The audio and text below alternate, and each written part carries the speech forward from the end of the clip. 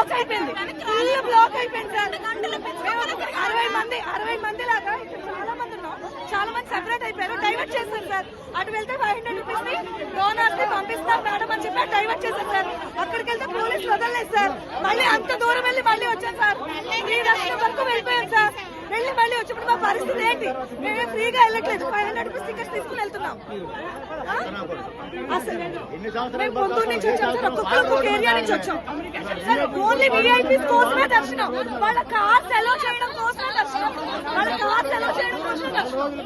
ఇప్పుడు మళ్ళీ మాకు ఇక్కడ లైన్ లో నుంచో పెడతారు. ఇప్పుడు లాస్ట్ అన్నారు, ఇప్పుడు 5 అవుతుంది. 8 వరకు